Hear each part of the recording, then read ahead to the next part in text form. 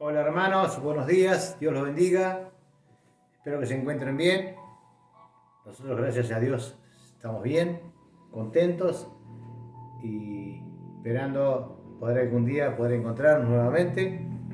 Hoy quiero traerles una palabra muy linda que se encuentra en el Evangelio de Mateo, capítulo 28, versículos 16 al 20 inclusive, cuando el Señor lo titula La Gran Comisión. La gran comisión o la misión máxima o primordial que el Señor nos demanda o nos manda a la iglesia, a cada uno de nosotros. Y qué lindo poder pertenecer, qué privilegio de poder tener esto que el Señor nos ha encomendado, de poder ir y predicar el Evangelio. Y quisiera leerles estos versos que dice Mateo 28, 16. Dice: pero los 11 discípulos se fueron a Galilea, al monte donde Jesús les había ordenado. Y cuando le vieron, le adoraron, pero algunos dudaban. Y Jesús se acercó y les habló diciendo: toda potestad me es dada en el cielo y en la tierra. Por tanto, id y haced discípulos a todas las naciones, bautizándolos en el nombre del Padre, y del Hijo, y del Espíritu Santo, enseñándoles que guarden todas las cosas que os he mandado. Y he aquí, yo estoy con vosotros todos los días, hasta el fin del mundo.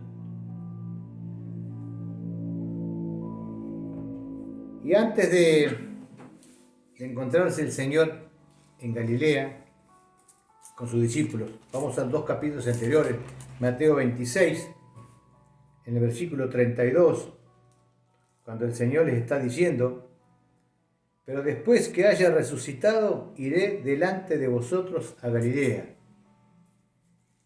Y en el capítulo 28, en el mismo que recién leímos, pero unos versículos anteriores, el 6 y el 7, cuando María Magdalena va ese domingo a la mañana y vio que el Señor no estaba en el sepulcro, el ángel le dice, versículo 5, no temáis vosotras, porque yo sé que buscáis a Jesús, el que fue crucificado.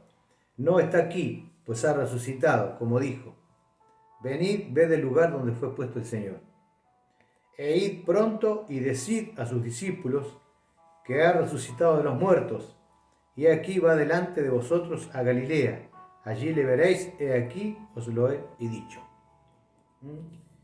Y en el versículo 16 que recién leímos dice: pero los 11 discípulos fueron a Galilea, al monte donde Jesús les había ordenado. Y acá vemos cómo el Señor preparó el encuentro con sus discípulos. Ya les venía diciendo que después que fuera resucitado, iba a ir delante de ellos a Galilea, al monte de Galilea. Lo mismo le dice el ángel a María para que le diga a los discípulos. Y se encuentran, hay un encuentro tremendo después de haber resucitado. Algunos no lo habían visto a Jesús en ese monte de Galilea. Y esto me llama la atención de pensar que el Señor, cuando nos quiere encomendar algo, cuando nos quiere dar una tarea específica, un ministerio, primero tienen que encontrarse con nosotros. Un encuentro personal con el Señor. Y yo, para tener un encuentro personal con el Señor, tengo que todos los días buscarle y para poder encontrarme verdaderamente con el Señor. Y el versículo 17 de Mateo 28 que estábamos leyendo dice: y cuando le vieron, le adoraron. Cuando le vieron, le adoraron. Y yo creo que en el marco de una misión tan grande como es la de la iglesia, de predicar el Evangelio, de hacer discípulos a todas las naciones, la primera instancia que vemos en que se encuentra la iglesia, en que se encuentra el creyente, es adorándole al Señor.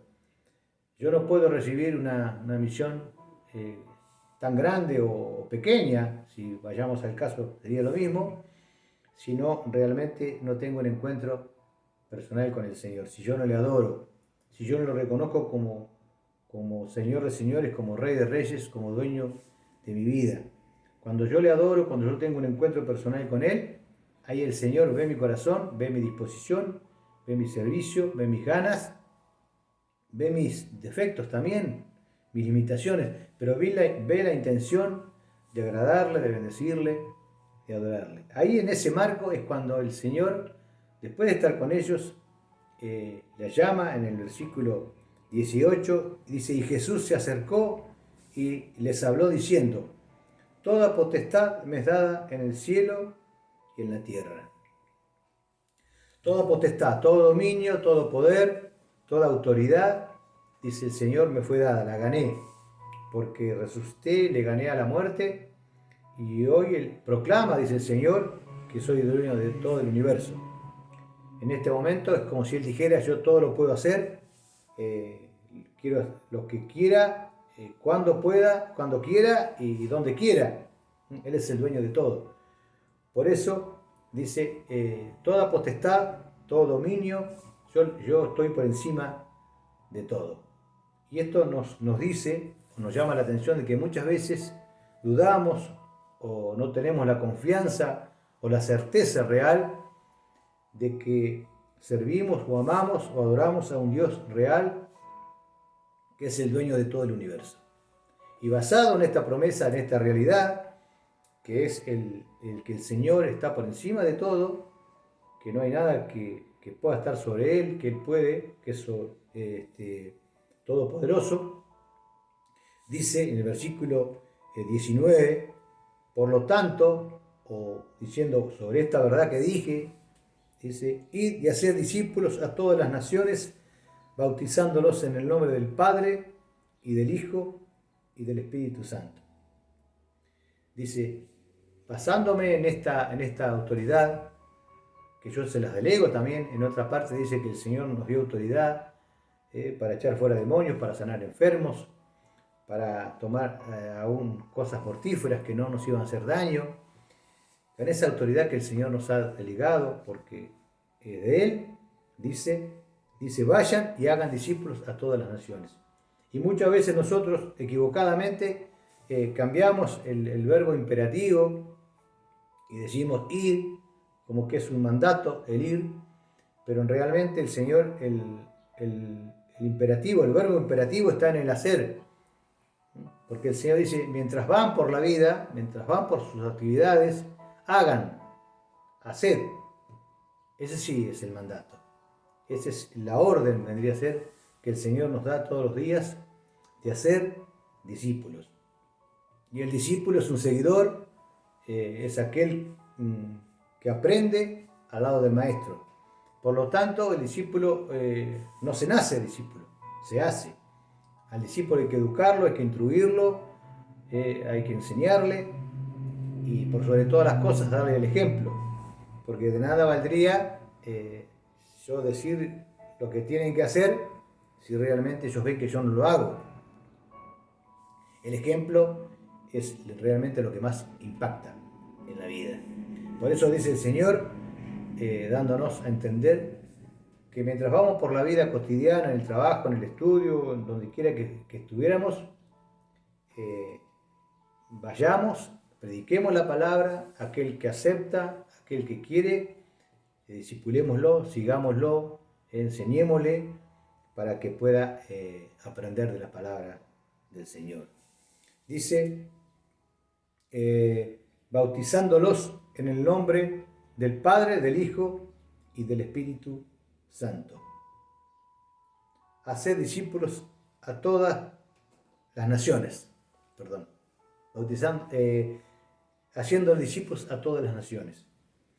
Y si nosotros nos ponemos a pensar que Jesús en los 3 años que estuvo, Él se dedicó exclusivamente a predicarle a los israelitas, a los judíos.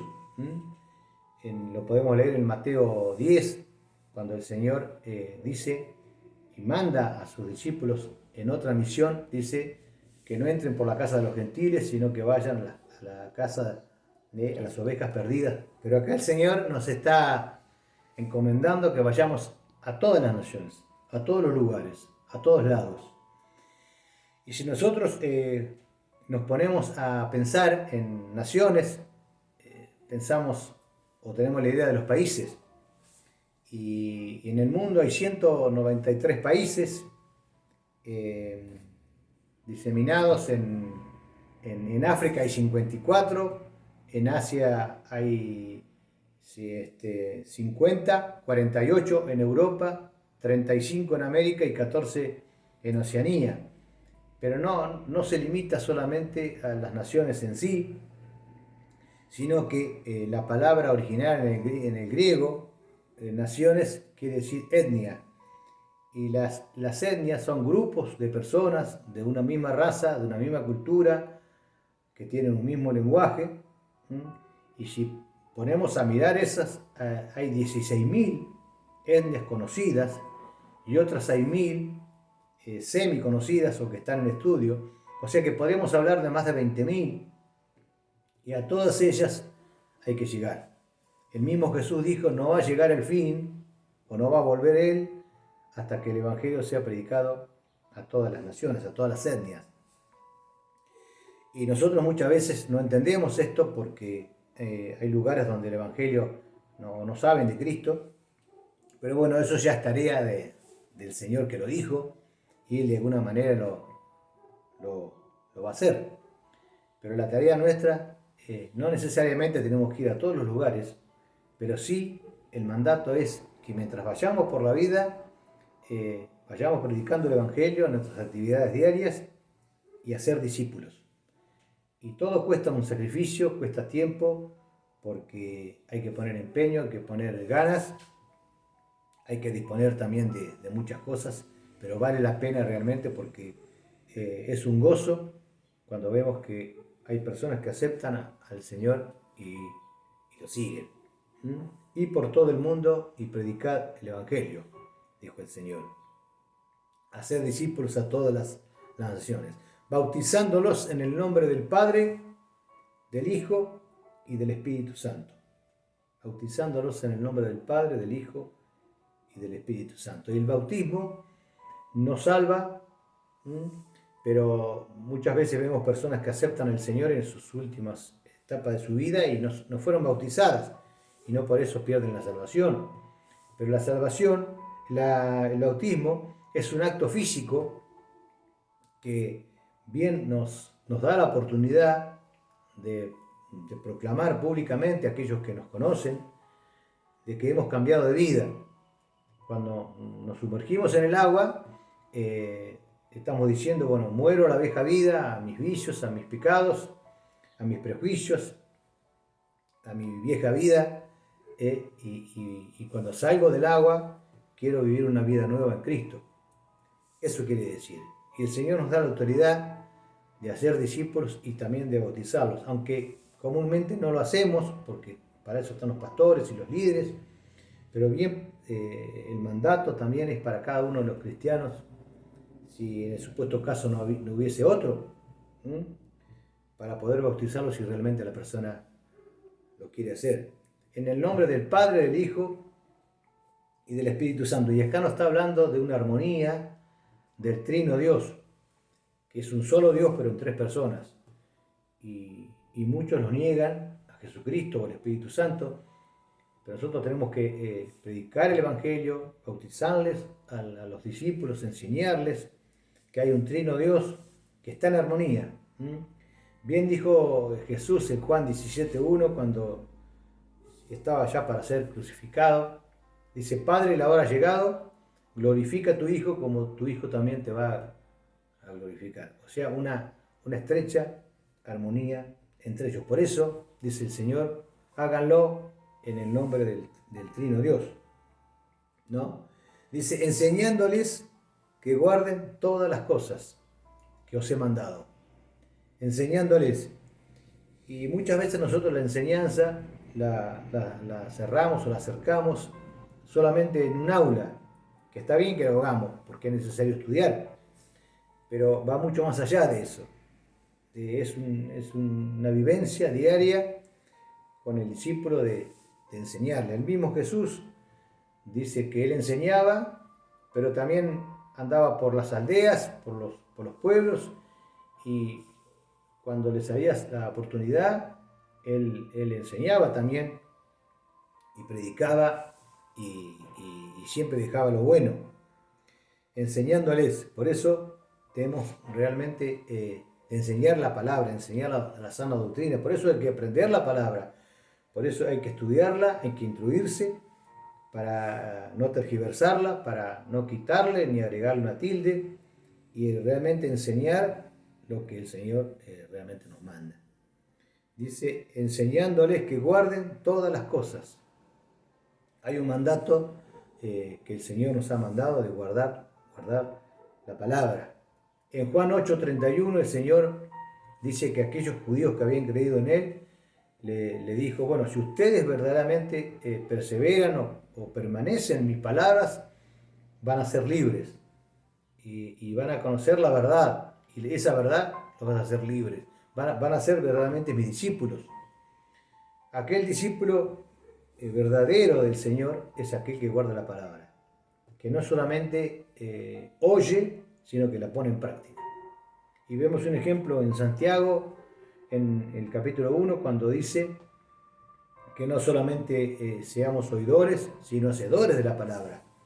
Y en el versículo 25 dice que no seamos oidores olvidadizos, como aquel que mira en un espejo y luego se va y no se acuerda cómo era, sino que la podamos poner realmente en práctica, para que los demás puedan ver que realmente somos seguidores, somos cristianos verdaderos, en espíritu y en verdad.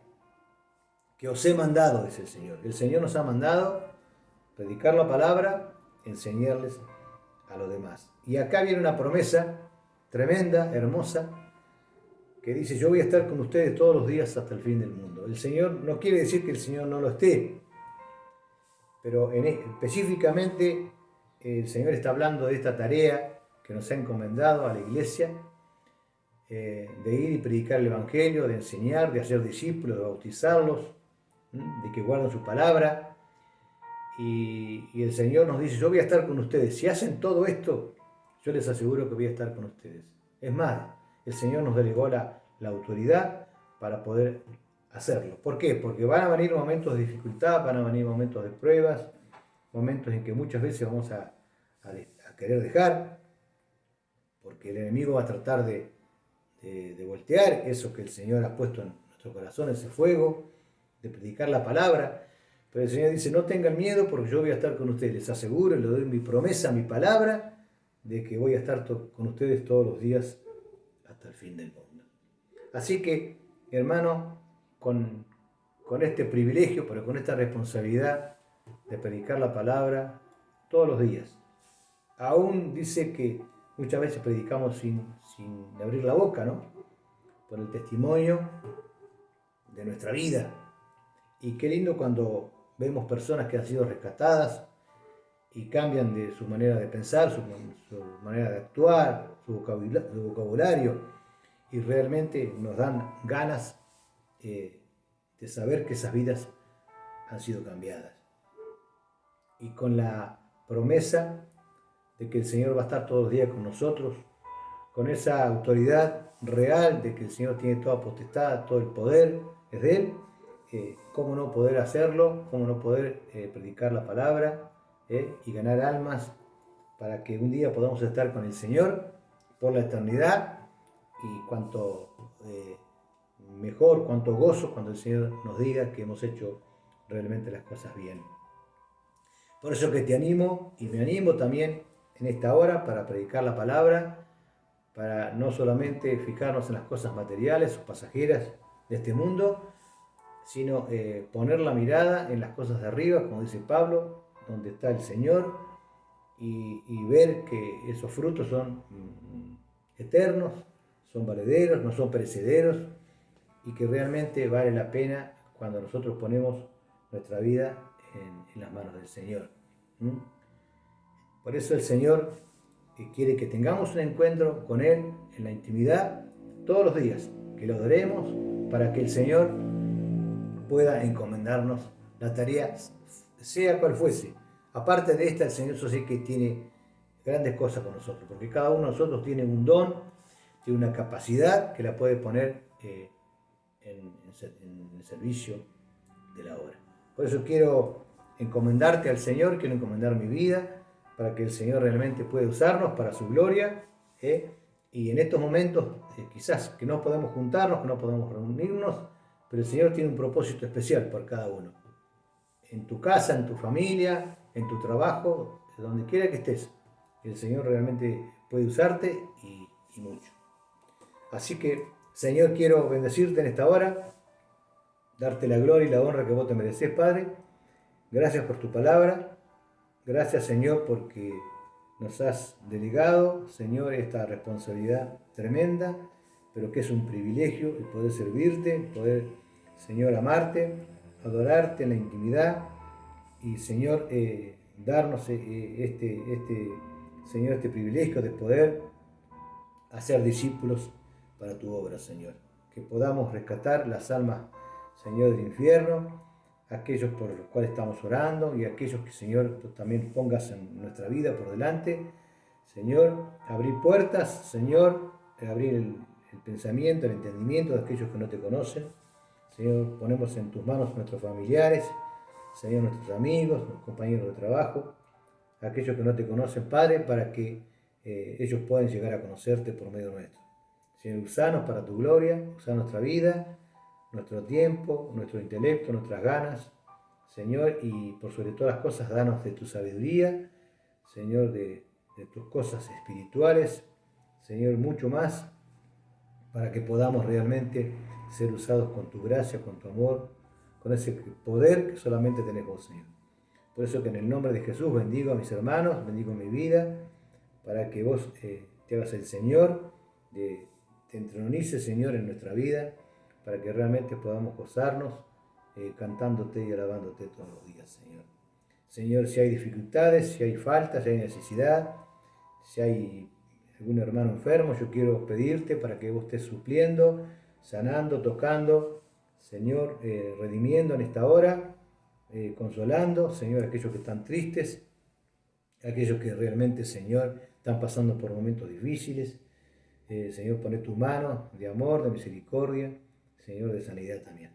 Por eso que en esta hora, Padre, te alabo, te bendigo, te exalto y te glorifico por Jesucristo, nuestro Salvador, y por el Espíritu Santo que pones en nuestra vida, Señor. Gloria a tu nombre, te alabamos, te bendecimos, te exaltamos y, Señor, queremos que nos sigas bendiciendo en el resto de este día. En el nombre de Jesús, amén. Amén. Amén. Hermano, te bendigo en el nombre de Jesús. Espero que la palabra dada por el Señor realmente sea de bendición y que la podamos poner en práctica. Te bendigo y que pronto nos podamos ver.